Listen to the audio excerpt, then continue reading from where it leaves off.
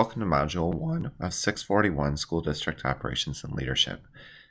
This module is focused on the politics in education, internal, community, local, state, and federal politics.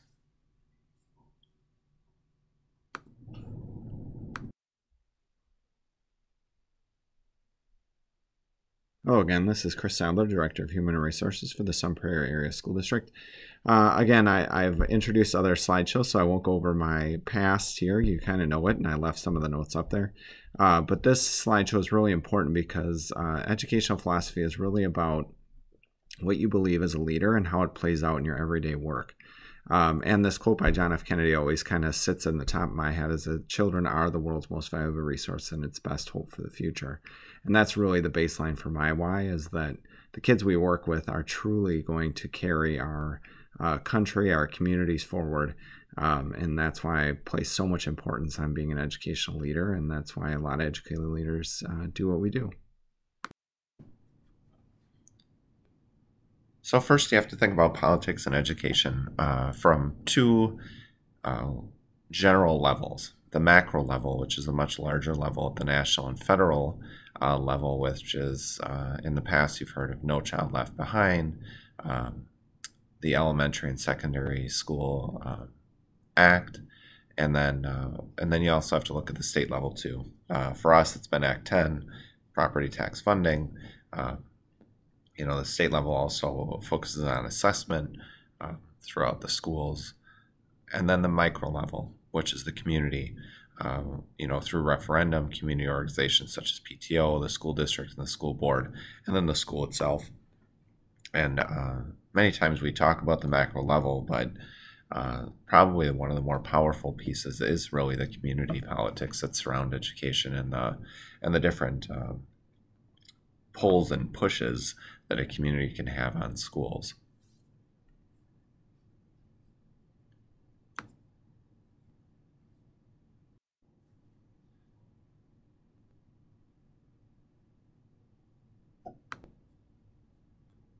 So first, let's focus on the politics that surround education, both at the state and federal level. And when I say politics, a lot of the times what we're really talking about is policies that affect schools. But obviously there is the bigger conversation as well that happens both at the state, federal, and community level, where people are just talking about their opinions surrounding education. But let's look at state and federal. So the first thing that we have to think about is the federal level. Many of the times there is a misconception that the federal level somehow has a great power over schools across the United States. And really, if we think about it, the federal level has been very clear in saying that education is primarily a state and local responsibility in the United States. And just to kind of illustrate that is the federal government did not issue any educational policy until the 1960s. The Department of Education prior to that really wasn't considered a very powerful department. It was more of an overseer, and it continues to be that.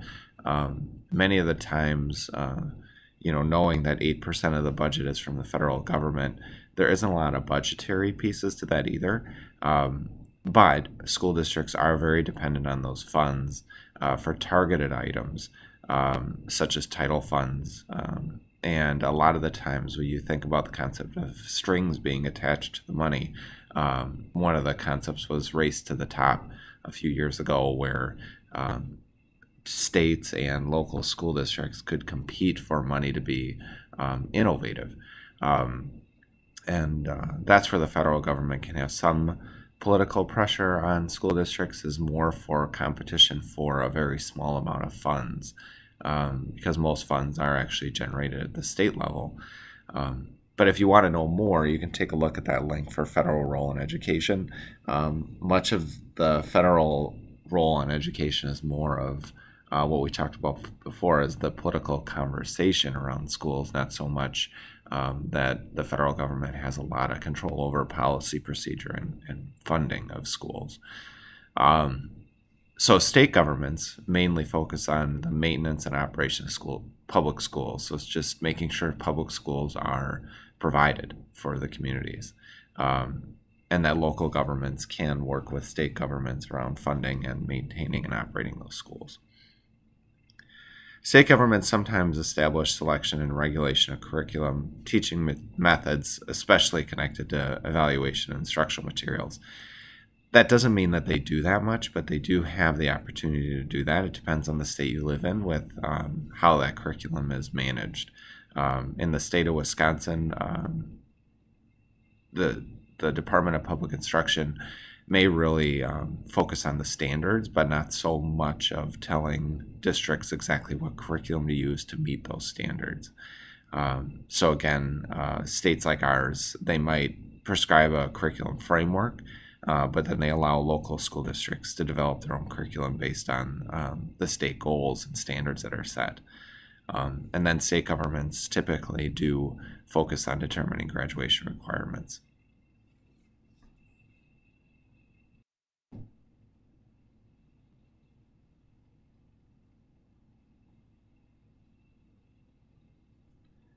So really, when we think about what people would determine as or define politics in education, it's really around the community and local school districts that you'll find what people think of politics in schools. The community may have the most powerful hand in how school districts are run and maintained and operated, especially through referendum. Because a lot of the times, now school districts, especially in Wisconsin, are asking their local community for the money to maintain and operate their school districts at a high level. The other part that is political within communities is within a community, local school boards interact with the community very directly and listen to the constituents. And sometimes that can have a powerful influence on how schools are run. And what I've always noticed is that, community members are always going to try to engage school district employees, teachers, support staff, administrators, and school boards in political conversations about what a community member thinks a school should be doing in various subjects within school. And what I found is that staff are typically very ill-equipped to handle these political situations. A lot of the times they're not sure whether to agree or disagree or how to disagree or agree. And that can cause a lot of issues within a school district where somebody might be critical of the school district and try to engage a school employee in a conversation, and the employee doesn't really know where to stand. They could get in an argument with the person, they could agree with them even though they don't really agree with them, causing a lot of just issues between communication between community and school, because a lot of times a community member will think that if they talk to one employee, they are talking to the entire school district, when really they are just talking to one employee. A lot of the times, too, communities will see their issue as very unique when really it probably isn't. What I always talk about this is that people don't see outside their school district borders, and they will say, well, we deal with that here, when really if people would just talk with other community members from other school districts, they'd find that the issues in one community are very similar to another. It might be at a different level. But a lot of the times, if community members were really to look at it from a bigger point of view, they would see that their school district is working through some of the same issues anybody else is, and would actually probably provide more grace for the school district if they understood that. The other part is that a school board tends to take on the personality of the community, which could be good and not so good for long-term success of the school system. And what I mean by that is that if a school board is typically consistently not wanting to change because the community wants the school to be like it was, whatever that might mean to them, it doesn't allow for the school district to move forward, and actually hinders administrators and leaders from being innovative, because the school board wants to keep it the same or wants to keep it like it used to be. And that can be sometimes very detrimental to long-term success. But then on the other hand, too, you can have a school board that's very progressive and very supportive of administrators, and that's when a school district can really move forward quickly, because the school board can be a mouthpiece for the administration as community members are calling the school board. And sometimes with progressiveness or innovativeness, it causes some, consternation within the district, because people are saying, like, well, why can't it be like it was when I was going through this school district? And the school board can be very supportive of administrators by talking with community members about the importance of innovation. The other part is that the two pieces that lately have been driving political conversations are social media, because somebody might have their specific complaint or concern about the school district and voice that on social media, and community members then become part of that conversation and become very political between the school district and the community, depending on the subject. And that's where proactive communication is really important within the politics of a community. Because if you can get a story out there prior to somebody else putting their own spin on it, it can really change the narrative within a community.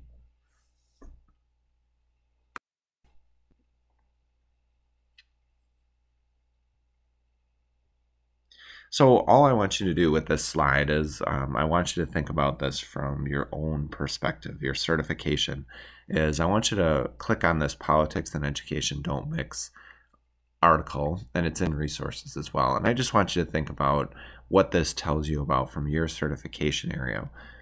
What can you do and what can you learn from this article to take into your leadership?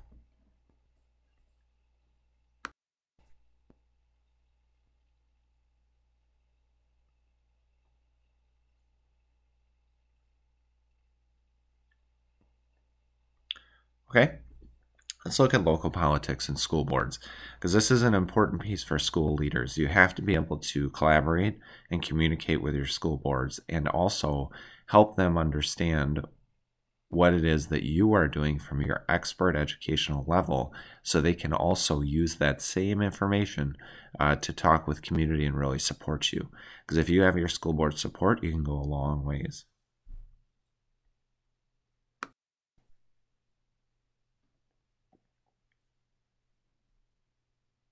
So what does the state say about the power of the school board?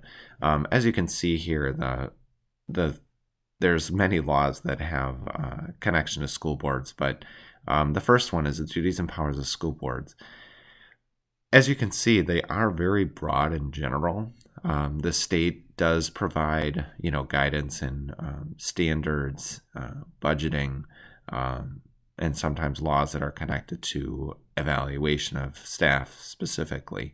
But outside of any laws, the school board does have a lot of general powers to decide on how their local school district should operate. And each one of the laws that are stated there say very much of the same thing, is that outside of state laws or federal laws, the school board kind of fills in the rest. The last one is talking about the detail of a school board. Sometimes, and we'll talk about this in a bit, school boards can get too detailed and kind of get in the weeds per se, and talk about specifically what they want one teacher to be doing, or how they want a specific school to be run. And what this law is saying is that really it should be focused on the general operations of the school district, not so much the minutia of a school district.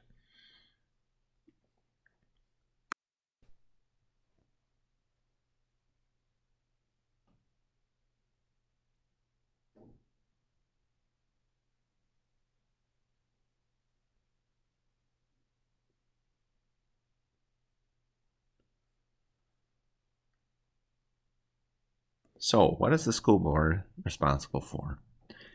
Basically, within a school board, and I know this is different for people that are in private schools, because sometimes they have something like an executive board or something different, but for a school board within a public school, they do set the vision for schools for the school district.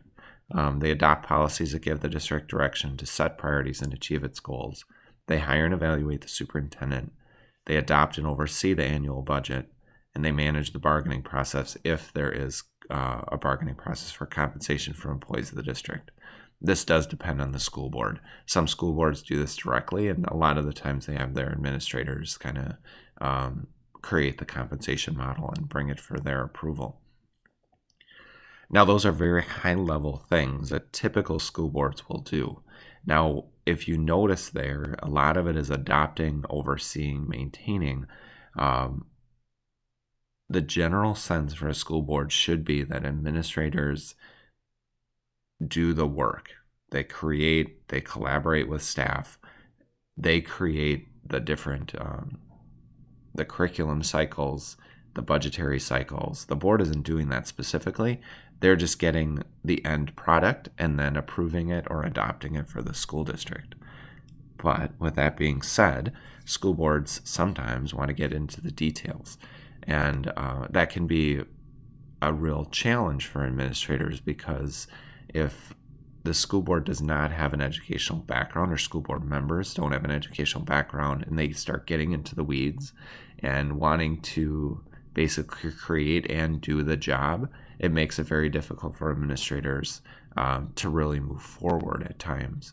If a school board member or school board itself wants to get into those details, and which can really slow up the process, and it can cause a lot of trust issues too between a school board and an administrator or administrative group, because the school board is basically communicating a bit that they know what they want, and they want the administrators to do it a specific way, which can cause a lot of issues between the administrator and the school board, from the fact that the administrators might think the school board doesn't trust them, and also the school board may give suggestions that can't even be done because they just don't have the background. So that's where administrators have a really important job of making sure they communicate clearly and proactively with the school board, so the school board doesn't feel like they have to do that.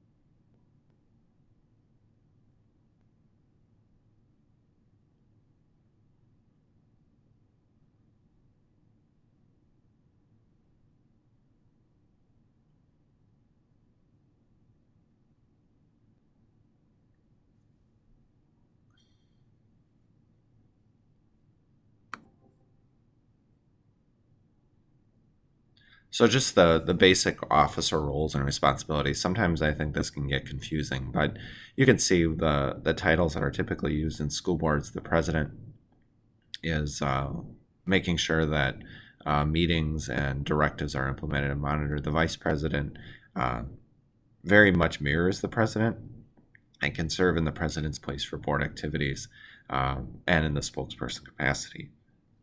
The treasurer, as you might assume, works with the school board officers and the school district administration to develop financial plans and organize the budget with administrative leadership within that. And then the secretary provides members with required meeting notices, agendas, and provides guidance on proper meeting procedures, which is really important. The secretary can help a school board have very productive and efficient school board meetings, or if the secretary does not really hold the board to those procedures, it can cause school board meetings to be very inefficient and sometimes very caustic at times, because it allows school board members to kind of go off script in a way, which can cause school board meetings to look very unorganized, inefficient, and can actually set a very poor precedent for the community as they watch those meetings, possibly even on video or listen to them. And it can cause kind of a lack of confidence in the school district too. So that secretary setting the tone for those meetings and really making sure the school board sticks to those procedures that are needed is a very important position.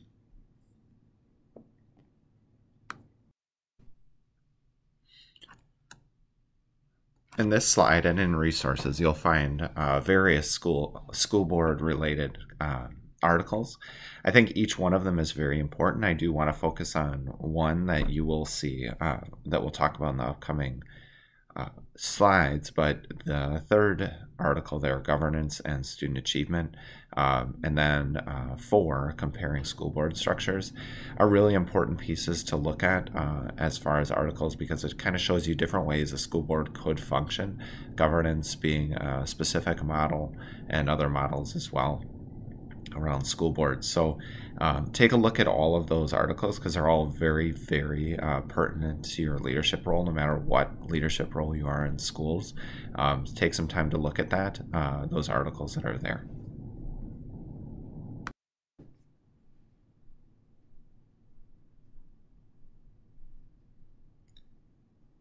So I do want to focus on governance model a little bit, because this is a conversation that's been going on at the state level and local school board levels for a while now. Governance is really focused on student achievement results and outcomes, working collaboratively with school administrators. And what I mean by that is that governance, really what it is that the school board agrees to being an overseer, but not so much as a function of creating the actual strategies and decisions that school administrators need to make, focused on student achievement.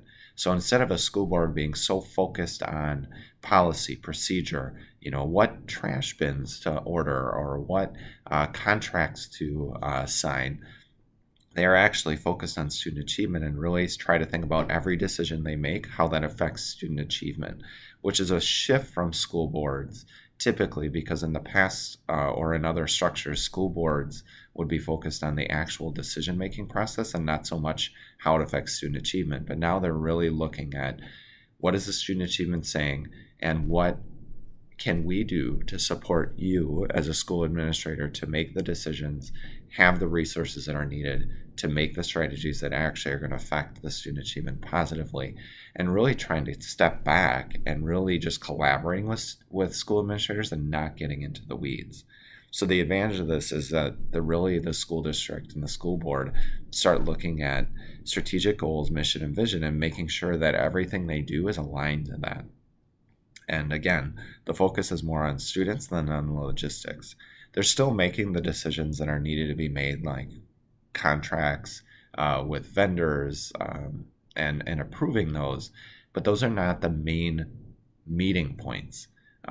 They're more of a consent agenda, it's called, on the school board, and saying, yep, we know we have to sign this contract to get our trash picked up, to get our parking lots paved, and we know all the information there, but we're going to agree to all of that and approve them as a group of decisions. But most of our meeting is going to be focused on student and student achievement.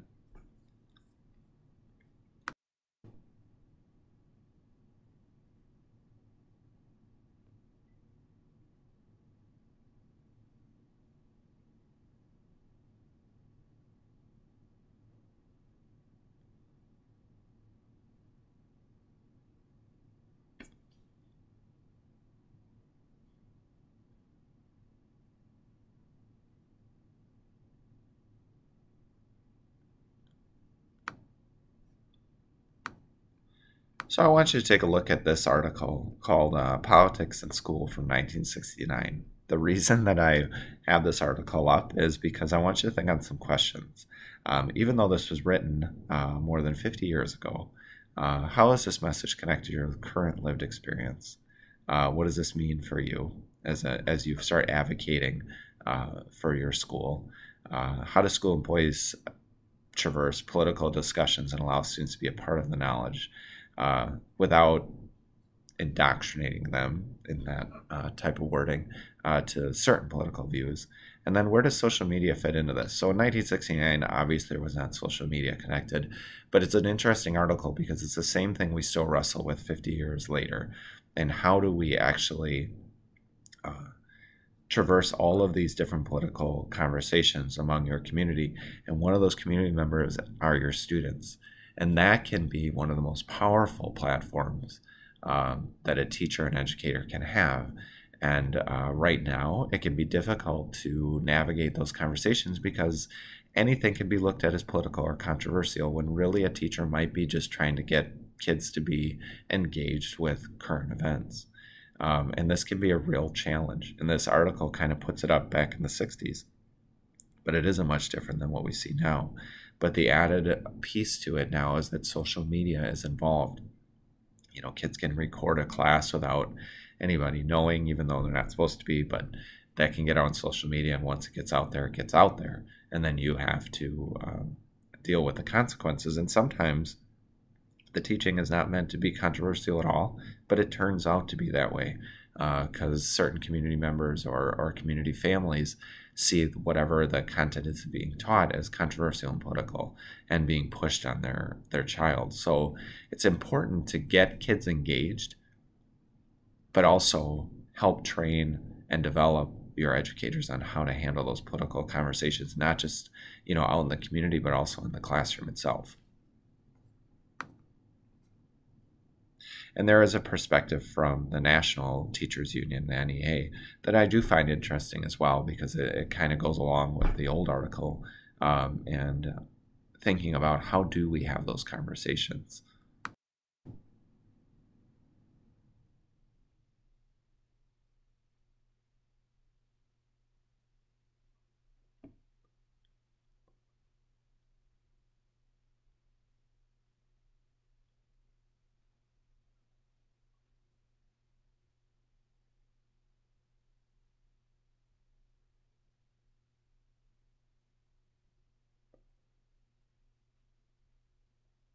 Thank you for your time.